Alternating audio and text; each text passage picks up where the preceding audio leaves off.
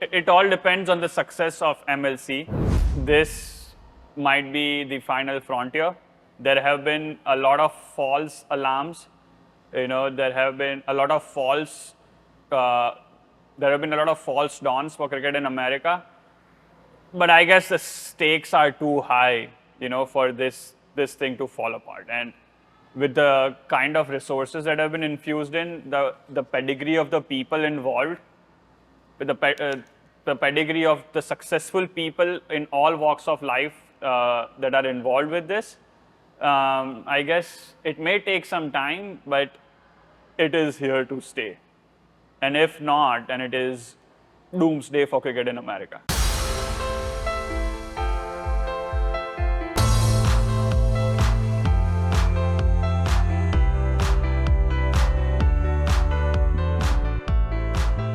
Hello and welcome back to americricket TV, where we shine the spotlight on all things cricket here in America. I'm Anil Shankramanchi. And I'm Richard Ray. Today we sit down with one of the great cricket writers in America. His name is Smit Patel. He works for Cricbuzz, the website, and he recently covered the Major League Cricket season, the recently completed Major League Cricket season. And afterward, he sat down and talked to us about its ups and downs, and mostly ups.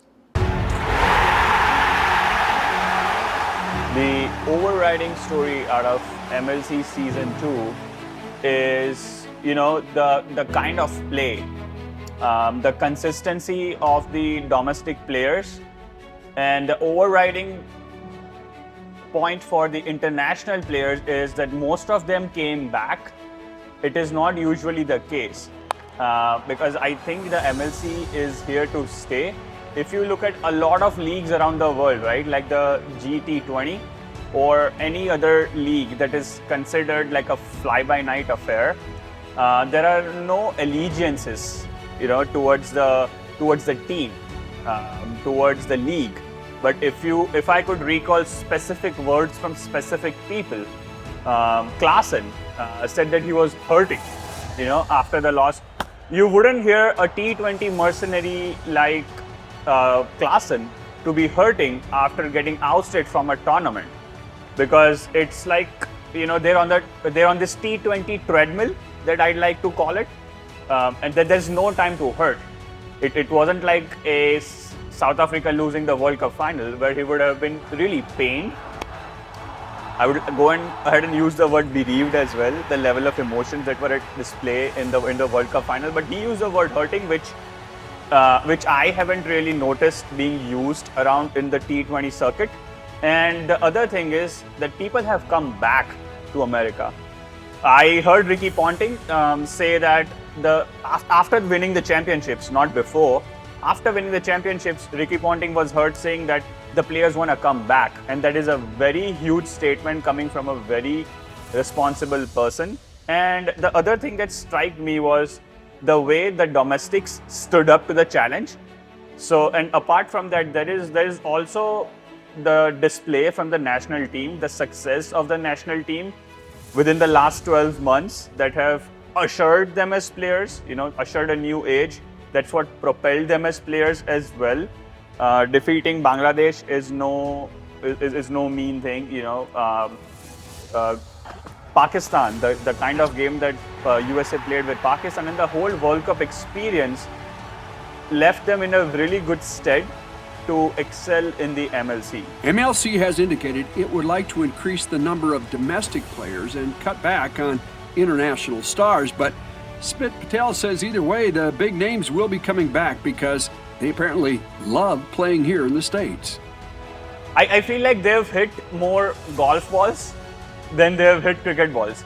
And I call this the change in order of world cricket, because earlier, before India came along, for the Westerners, England used to be the mecca of cricket.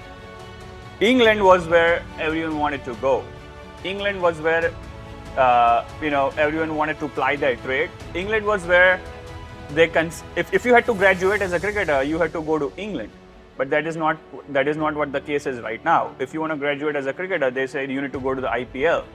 And some of that flesh has also been taken, the shin sort of has also been taken off by the MLC now, because people and the players and their families especially, want to come to America and experience the culture, experience the landscape, and experience Uncle Sam from ground zero. Whatever. See, the thing about America is that as a kid, you hear a lot of stories living in Australia, living in Pakistan, living in India, living in South Africa.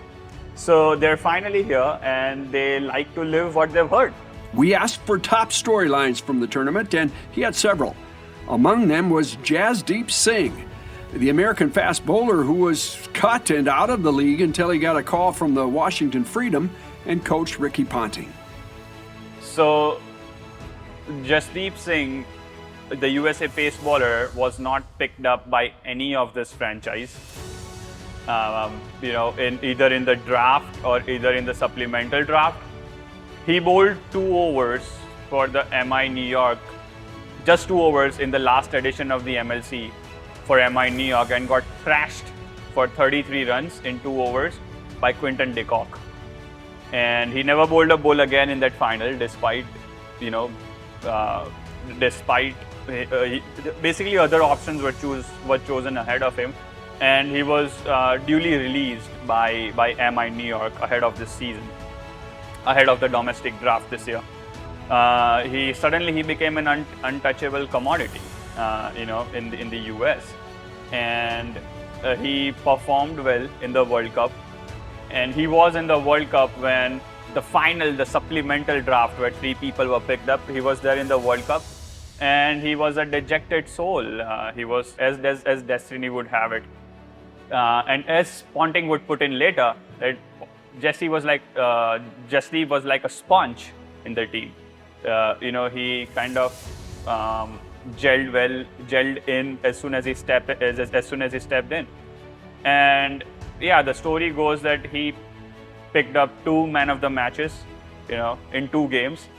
I feel like it's an incredible story, like pulling your A game when you yourself don't expect to. When leave aside others around you, but pulling that A game when people least expect, and the pressure is on you, because this could have been a make or break occasion for Jesse, right? And we're aware the brutalities of professional sport. You have to come to the party when it matters the most, and he did come to the party. I guess he didn't just come to the party, he owned the party. Smit's Coach of the Year, Ricky Ponting of the champion Washington Freedom. Ricky Ponting, as people would attest to, is the very intense character, a champion, was a showman with the bat, and he is just one of the most fiercest cricketers. He was out there, before his retirement, and he's carried that work ethic, he's carried that persona, he has carried that whole oomph, if I could say, in his coaching as well. He's a larger than life figure. Smit Patel is another domestic American player who stood out with great highs and some lows. Smit Patel, the USA captain, was riding the highs after his phenomenal innings of his phenomenal half century against Pakistan, which took him to instant stardom, in the US and in India as well. India, for obvious reasons, he hails from the land, and also the element of Pakistan that kicks in. So yeah, I mean, he was riding the highs of that win, and one fine day he found out that he's gonna miss the India game because of a shoulder injury, and his heart sank, and it was quite difficult for him, in his own words, to kind of swallow the bitter pill of him, because he envisioned this big game. He started visioning this big game probably like from 3-4 months back, of planning against how he's going to play with his old teammate Jasprit Bumrah, who is probably the #1 bowler in the world, how he's going to tackle another of his old roommate, Akshar Patel, who was kind of the de facto, I guess, man of the final in the World Cup. So he shared dressing rooms with them. He shared hotel rooms with them, and and then the sheer joy of playing against the best team in the world. And he was robbed of that opportunity, and subsequently he could not play the entire World Cup as well. So basically from the highs of the Himalayas, he was down in the throes of the Atlantic.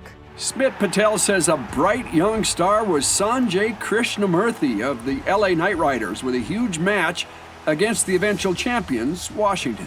So Sanjay Krishnamurthy, the breakout young domestic talent with the bat, he is 21, and he is what I'd like to say, the antithesis of a Gen Z cricketer, I guess. Because, unlike his contemporaries, he doesn't have those flashy tattoos or exotic hairstyles. But, you'd never even hear him squeak on a cricketing field. A rapturous cry, is totally out of the bounds. But he is quite unassuming, quite mellowed, quite groomed for a 21-year-old. And he stayed true to his persona, I guess, after playing one of the most astonishing innings for a domestic batter this year. He chased down like 170 runs in 15 overs with Inglis from Australia. And, it was a walk in the park. And can you imagine a 21-year-old playing in a league like MLC, a domestic batter, scoring 80-odd runs, scoring the winning runs, and just brushing it aside over there like nothing had happened. No ostentatious celebratory dash, no chest beating, no fist pumping. It was like, business as usual. It was like nothing had happened, and you wouldn't see that from any of these young cricketers. Smit has a lot to say. He's a smart guy. We're going to take a short break, but when we come back, Smit's going to talk about his thoughts on the future of cricket in America. And why Texas is poised to be a hotbed of young talent, and maybe even our champions. Hi guys, I'm Wasim Akram. After the huge success of World Cup in America, and now MLC is happening, another exciting prospect, second year in running. And I know there are a lot of youngsters who wants to learn cricket, play for their team, play for American team. And I'm in Texas, place called 22 Yards. Beautiful indoor facility, climate control, doesn't matter the weather outside, it's hot or cold, you can come and play and learn cricket. And of course follow this americricket TV YouTube channel, subscribe it. You can get some tips, what to eat, what to exercise, and most importantly, how to play this beautiful game.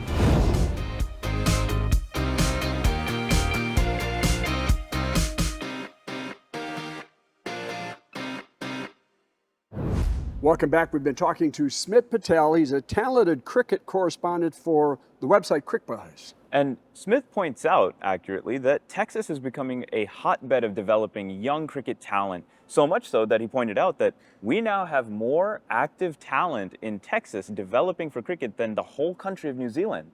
It's amazing. Houston and Dallas have robust youth cricket culture. The number of academies that we have 5 to 6 very good cricket academies that have that have sprawled in the DFW area. And I've been told that at least 1,000 to 2,000 kids go to cricketing academies regularly. And from the numbers that I have, USA has more adult cricketers than more active adult cricketers on the weekends than a country like New Zealand does, a mainstream cricketing country like New Zealand does, and it has more of its youth population playing cricket than the country of New Zealand as well. So you could well imagine, the kind of respect a country like New Zealand commands in world cricket, the kind of talent that New Zealand throws up in world cricket. And I feel it's just a matter of time the US throws out or propels world champions in its midst as well. So I guess this is why cricket is booming in Texas. One of the things holding us back here in America with cricket is infrastructure. But we were speaking to the CEO of Texas Super Kings, and he mentions that a lot of the other teams do have stadiums being built. In fact, Seattle Orcas, for example, are building what they call Marymore Park. It should be ready for the 26th Major League Cricket season and the 28 Olympics. I was talking to Mr. Hemant Dua, the CEO of Seattle Orcas, and they do really have, galvanized their stadium efforts, as he mentioned, and he said that he likes to call it a cricket community park. They're not branding it as a cricket stadium, and I've reported it on as well that it is one of the first, or probably the second or the third carbon neutral cricket stadiums in the world. So and it's quintessential Seattle as well, right? With all the nature, the ecosystem, the flora, fauna, everything kind of kicking in. So they want to blend themselves in the community, and it's the thing about it is that these local teams, these local franchises also have a lot of boots on the ground as well, as far as community engagement is concerned. Now, let's pivot just a little bit to a different topic. We want to talk about the success that was the T20 World Cup. It was very well received here in America, but there are some things that were a little bit missing. I think Anil and I would both agree that the ICC could have done a better job of leaving a lasting imprint. In fact, Smit Patel compared the way the ICC handled this World Cup with the 2019 World Cup that was awarded to England, the UK. Let's see what he had to say about that. Yeah, I mean, ICC made a lot of noise, I guess, of bringing cricket to America, bringing the World Cup to America. But I think they took a very top to bottom approach. They did not take a bottom to top approach, which would have been the ideal thing to do. I don't think so they involved USA Cricket for obvious reasons with what's been happening with them. But they did not involve or they did not indulge the MLC as well, apart from, I guess, using their Grand Prairie Stadium. I feel like ICC should have leveraged their might in the community to spread the game. And I'll give you a small example. In 2019, when they hosted the World Cup in England, they took the bottom to top approach. The game is struggling over there as well in terms of participants, not in terms of money, but in terms of the growth rate of the game. They've been struggling over there as well in England. So what the ICC and the ECB, by working in Bonhomie, decided to do was, okay, we're gonna attract new audiences. So their whole branding, their whole selling point, their whole target market for the 2019 World Cup in England was, all the marketing was channelized towards thrill seekers, quote unquote thrill seekers, people who like, the Big Bash. And by Big Bash, I mean a party, not the tournament in Australia. Right. People who like going to the concerts. These people, these thrill seekers, these concert goers have come to the stadium, have come to watch the World Cup. How do we keep them ingrained? How do we keep them entrenched to the sport, right? Because the next World Cup is going to be years away. So what they did was they gave this money to the clubs to have a proper TV, to have a proper Wi-Fi system, to have proper seating. So that these people, if they like the sport in the World Cup, they would come back, to their local clubs, because a local club is just a Google search away. So it was a giant leap, but I guess by bringing the World Cup in America, but it was a giant missed opportunity as well.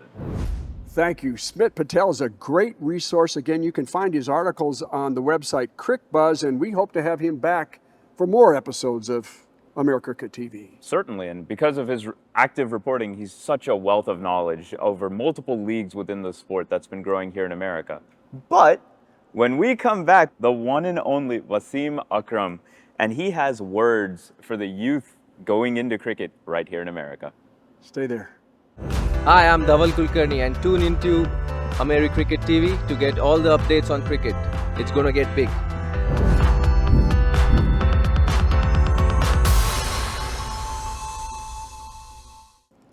If you have not seen episode 9 yet, you need to find it. We spent over a half an hour, Pakistan's great Wasim Akram, now maybe the best cricket commentator in the business. Certainly, and he's had many, many years of experience, and now he's passing on that wisdom, and he's got tons to say to the youth of America going into the game of cricket. So certainly check that out, because the road to success, he says, is paved with hard work.